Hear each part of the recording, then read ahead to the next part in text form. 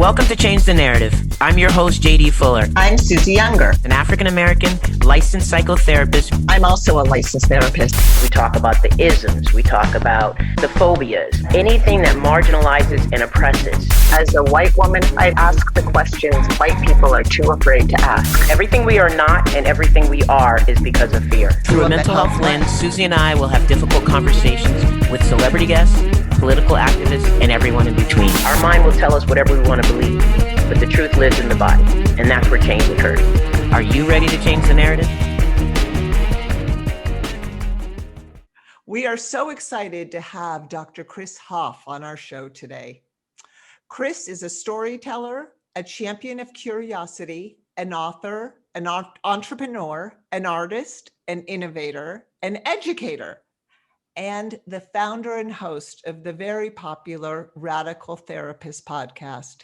He also is the founder and executive director of the California Family Institute in Costa Mesa, a nonprofit organization that provides desperately needed no and low care counseling for the community.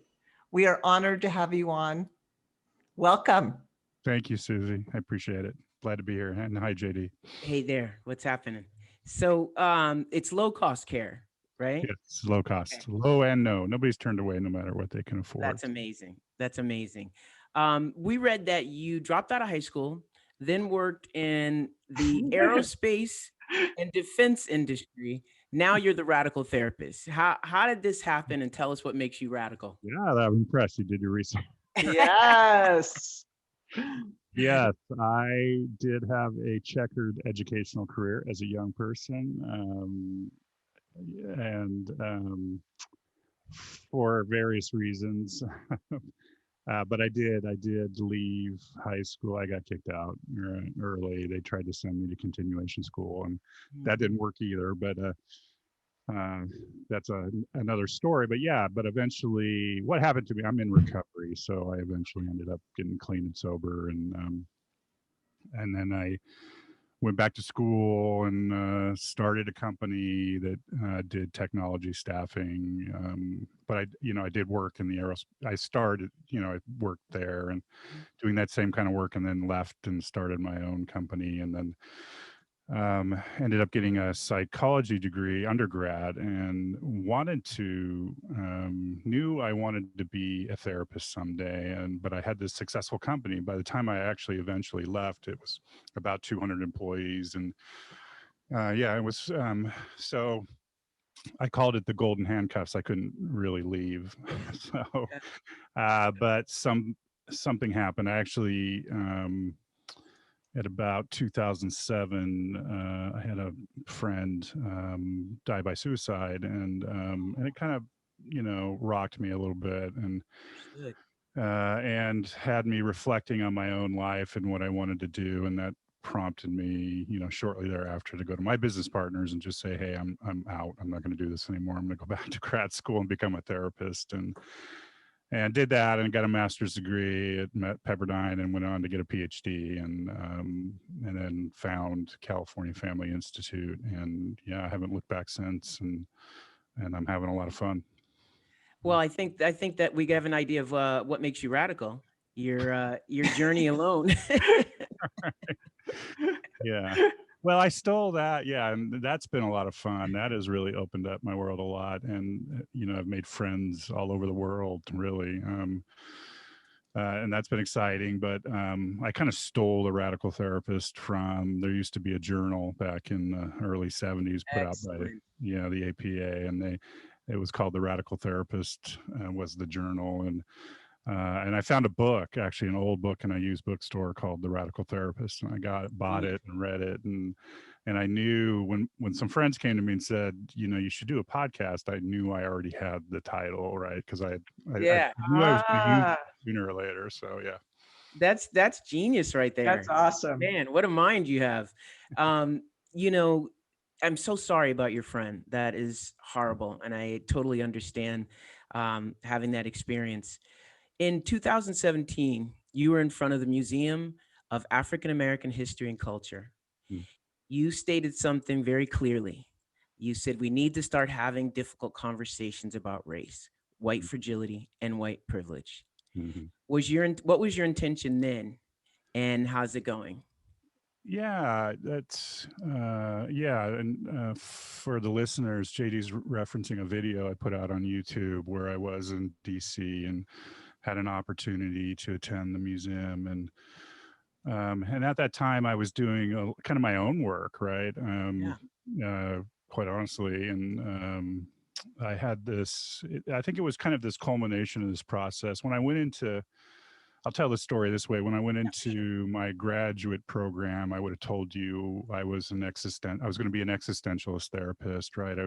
Meaning making was really important, and but then I got involved. It was actually I ended up having a mentor, a woman of color who was 10 years younger than me, and so, but she was still is very influential in my life, and she was involved in this group called she was faculty advisor to the social justice collaborative that was at Pepperdine at that time, and she got me involved, and then that was what I'd learned in that process was that not everybody's free to make meaning, right? That Yeah. there are constraints to meaning making, Yes. and they take the form of like racism and sexism and ageism and Mhm. all of that stuff, and so then it became important to me to do my own work, look at how my own privilege and fragility plays out in the world, and how my own whiteness and how I support systems of Yeah. uh, racism, and so and that's still ongoing. I don't think I hope it never ends, right? And so Yeah. that's kind of ongoing, and so that was, I think, 2016 was, and even 15, the election, running up to the election, For sure. people were reeling, and I felt like there needed to be more white voices, talking to white people about like, you know, um, privilege and fragility and how whiteness and its role in the world. I think that it's incredible. There's not a lot of white men stepping out to do that. So that was really impressive to me. And since we started this conversation, let's talk about the psychological impact of racism through your clinical lens. Talk Yeah. to me about that. Well, it's everywhere, right? I mean, you know, I, I've taken, since I got introduced to, let's say, modes of working like narrative therapy or narrative practice, or collaborative therapy, some of these therapies that were really kind of looking at how problems are created in a social cultural Right. context, right? And um, so it's not, I've moved very far away from that kind of privatizing problems Yes. like, and using pathology or diagnosis and that kind of thing to really kind of locating problems in these larger, social cultural contexts, right? And so anybody coming into my office, I'm looking at even a white person, like how unaware of their own whiteness and how that, or their own white, like a white male, or their own patriarchal practices, right? How they're playing out, and so um, so over time, I got an education about how racism and like all the isms that play out are create problems in people's lives, right? Right. And I really was appreciative of that new lens that I was giving, because I think unfortunately our field privatizes or individualizes a lot of problems that are born in our larger social context, right? Yes. Yes. No, For sure. absolutely. And, the idea that um, having the privilege to tell your story, that's something that's missed clinically. Oh, The idea that, narrative is often you just do this and you just do that. When you're a part of the marginalized and oppressed population, there is no just do this and just do that. There's an oppressive way that we walk through the world. We internalize the oppression and we turn on each other in a way that we were taught to. And we have to unlearn that. And it's a process. And if the clinical lens is jaded and it's one dimensional, it's unethical, in my opinion. no, and I agree, and I didn't want to collude with that, or I didn't want to. No, no, you're not. No, I know, and I didn't want to. That's why I wanted to learn more, because I didn't want to. Yeah. I didn't. I think you said it perfectly. I didn't want to just say, "Hey, just do that," and go out back out, and because then that's not helpful at all, right? Exactly. When you're sending somebody out into systems that are, not being changed in any way, right? Right. Absolutely. And so You're making it about them and not the system, well, right? that's it exactly. Right. That's it exactly. And the idea that people have people of color in their practices, and they don't address the racial trauma. How do you manage that? The racial trauma from racism and white supremacy. How do you address that in your Yeah. practice? So in our, we did, um, we did some, what do I want to call them, salons last year at California Family Institute around race and racial trauma. I do the podcast. I have a partner that, in the podcast, Brian Doster, is a Black man. Mhm. And he talks a lot about, we just did a podcast on racial trauma and stuff. So I'm trying to, make room for those voices and to do an education.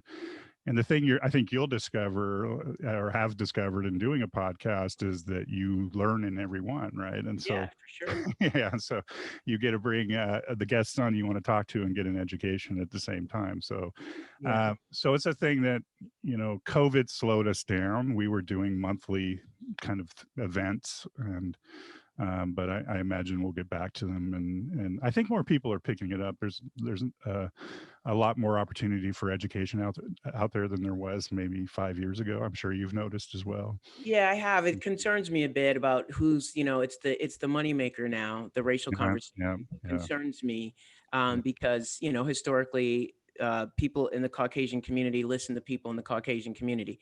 And that's not always the best teacher for something that they haven't experienced. for And sure. so that's of concern to me. I'm concerned about how this is going to progress and if there's going to create space for the real voices who can teach. So I appreciate what you're saying, how you've gone Yeah, about and it. and I Excellent. try to acknowledge that, like on the podcast we did with on racial trauma. I didn't participate in it. I stepped Mm, out, and Brian did it. So good for uh, you. I try to uncenter myself as much as possible That's in a lot awesome. of these conversations. So yeah, Yeah, respect on that. yeah. I read on social media a clinic, that's the clinicians threads. Mhm. Every once in a while I get dragged on, and I just happen to be reading along. On And Facebook. yeah, well, they're everywhere, but Yeah. this one was on Facebook, and a white male clinician said he wasn't sure if racism was a thing. And then I asked if he saw clients of color, and he said, yes, absolutely. And I said, that's unethical. Mhm. And that didn't go over too well, as you can imagine. What are your thoughts on that? And how do you respond to that, basically? Yeah, that's a big question, but I don't think in some ways I don't think it is, because I think I hold the same values and that you do, in that way, that it is. I do believe it to be unethical. If if you're trying to do away with race as a problem in our country, I mean, at this point, can anybody? I mean, it's just Yeah, Yeah. I mean, I think the veil has been pulled away from that, well, a long time ago. But I mean, yeah, for everybody now. I don't think you can avoid that. And I'll say this, without even getting into the conversation around race can get tricky, right? The fragility show. I'm sure you experienced it, right? oh yeah, When you Oh, yes. when you commented that. So my way around that would be, maybe to begin the conversation, is to maybe acknowledge that maybe this person is privatizing problems that are in the larger social context, right? And Mhm, maybe not mhm, naming it racism in the beginning. I don't. mhm. Some people might totally disagree with me on that, Yeah, but but I'm trying to learn how to talk to white people that um, they go defensive like right away, right? And so right. I think it's an experimentation at this time, but I would but I would try to attack. Do you, like, maybe come at him like, do you believe it unethical to not acknowledge the larger social context of people's lives in the work that you do, and then maybe start there. And I think at one time I was there where I wouldn't call it what it is and Yeah. trying to, ease into a side door. but I've just seen too many people who look like me getting murdered, Yeah. and I've lost my filter Yeah. now. I'm unapologetically labeling and naming what I see as the challenges, and I'm challenging, the white dominant culture right now, dominant culture, Yeah. to step up. Put action. What are you doing? And I ran a group for clinicians who desired to be anti-racist in their practice. And I said, one of the things I posed was, what does your website look like? What is your social media presence look like? Are you talking about racism? Because if you're not, your silence is louder, Yeah. and everybody went back and revisited how they appeared. I said, do you want to put out what you stand for? You would put, something clear about pedophiles, something that is, very blatant. If you saw something happening, Yeah. then why not? Absolutely. And I think personally, I've become over the years more explicit, right? By, the video that you mentioned. And then even at California Family Institute, we, have a Black Lives Matter flag on our website, front and center. And we have a pride flag and we have a trans flag. And so we're trying to be really explicit about who we are and where we stand. I think sometimes in the small, I mean, maybe I'm just, how do we have those conversations? I'm still trying to figure it out because I've experienced the same thing, the defensiveness and people just Yeah. shutting down and not wanting to engage. And I just trying to find a way and just haven't yet. So, yeah. No, I totally understand that. And one of the things that I talked about in this group that I ran was the idea that we grow in relationships. And so we also influence in relationships. And so, in storytelling, when you tell the story of oppressed people, someone without a heart is the only person that's not going to feel.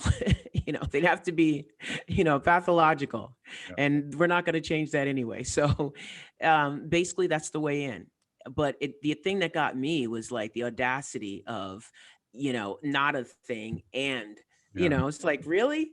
Really? Well, I yeah, couldn't. you should see the hate I get on my YouTube channel. If the listeners want to just go see, I did for example, I did a video on patriarchy, and I still get a bunch of hate about that. And I got hate. I get called a racist by doing that video that you mentioned.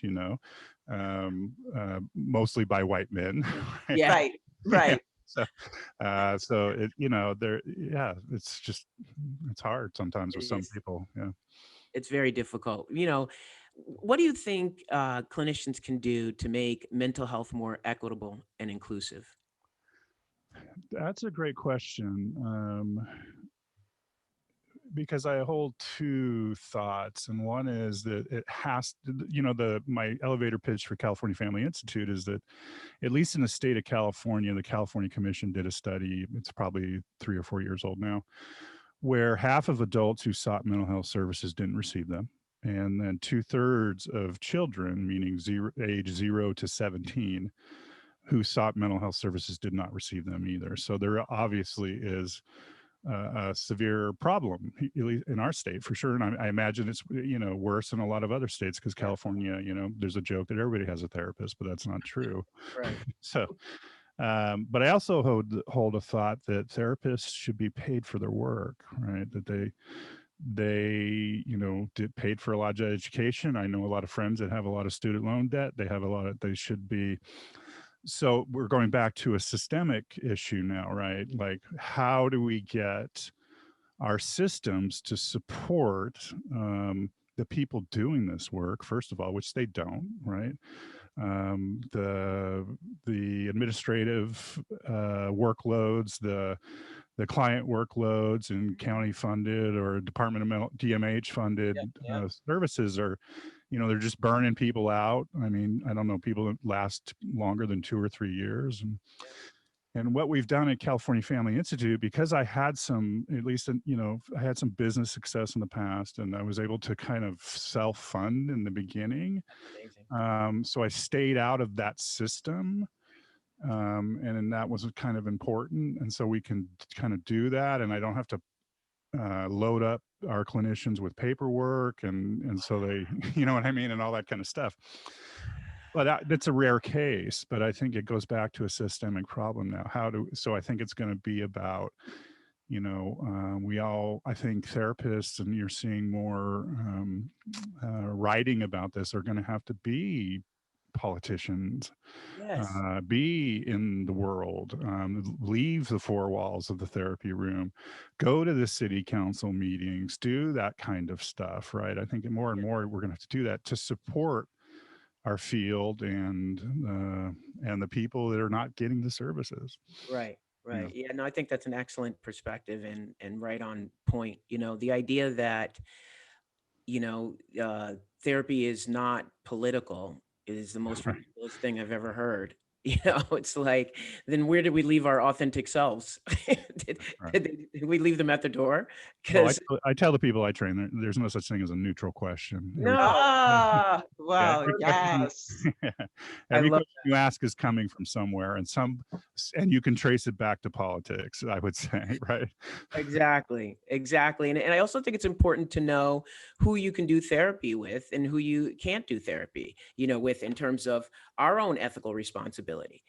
I'm not the therapist for someone who espouses white supremacy or someone who's an extremist of, even Farrakhan. I couldn't be his therapist.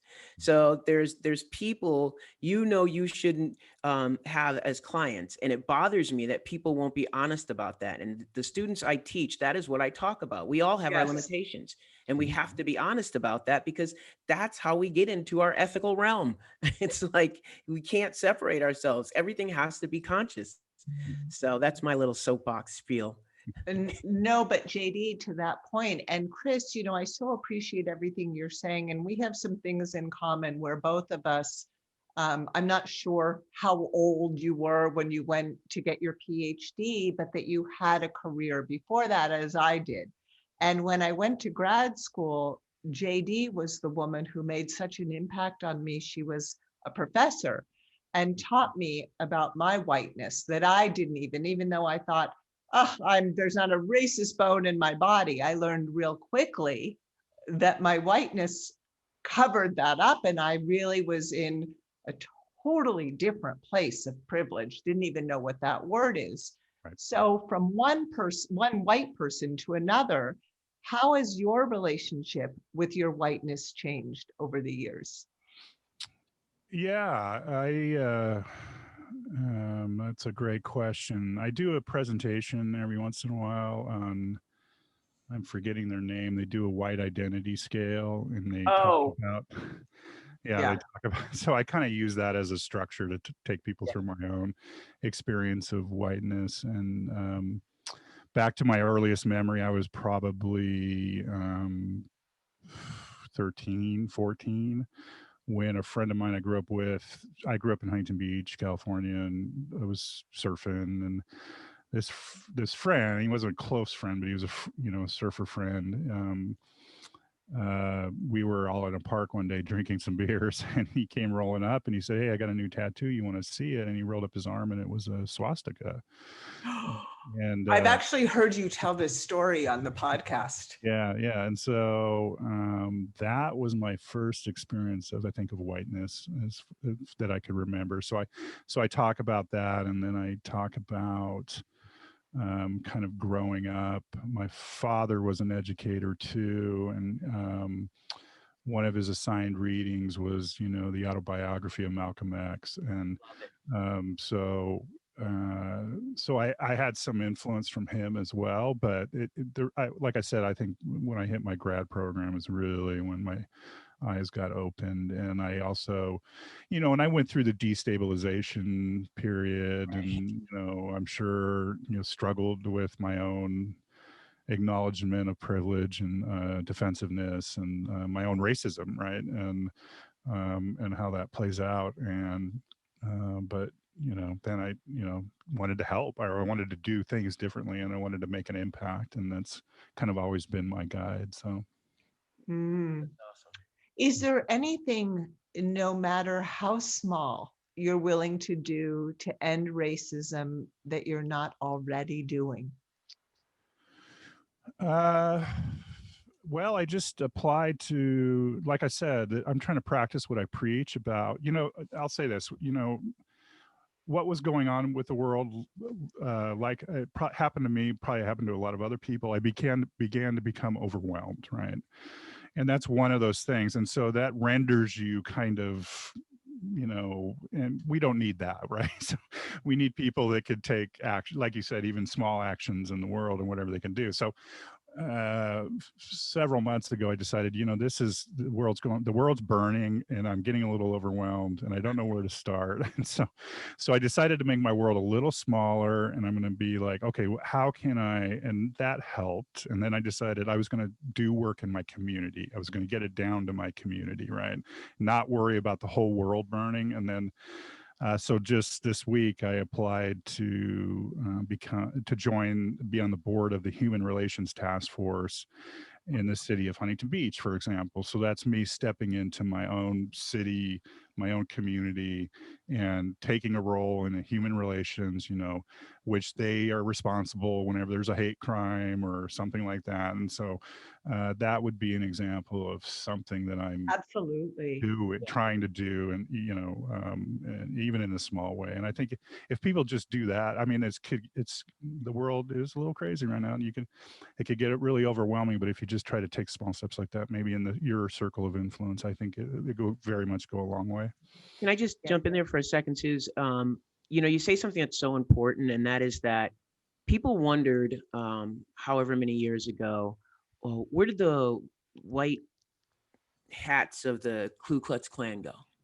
Where'd they go? They just seem to disappear.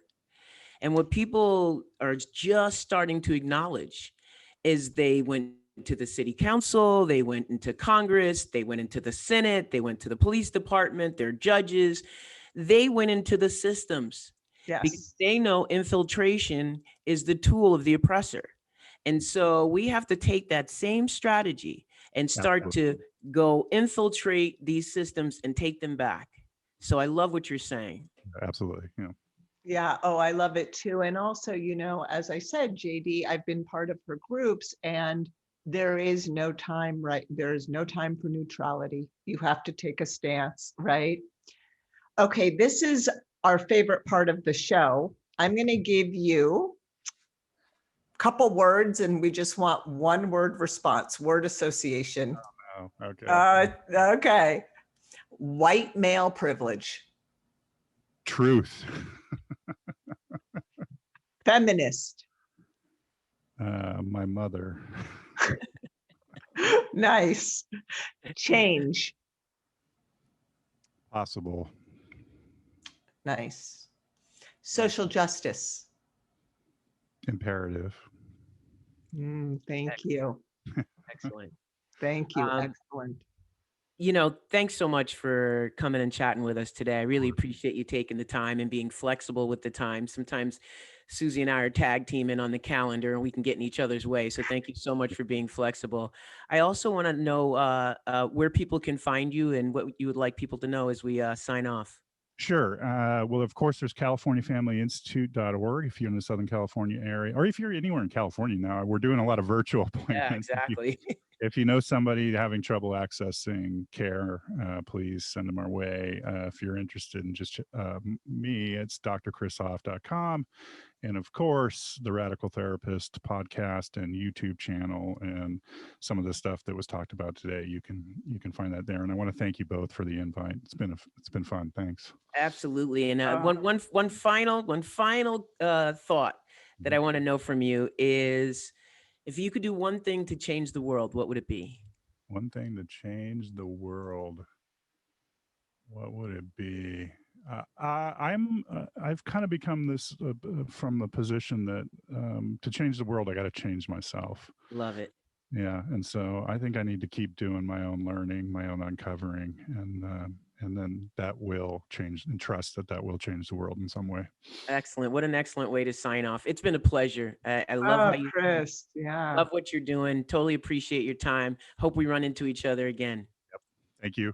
Take care. Thank you.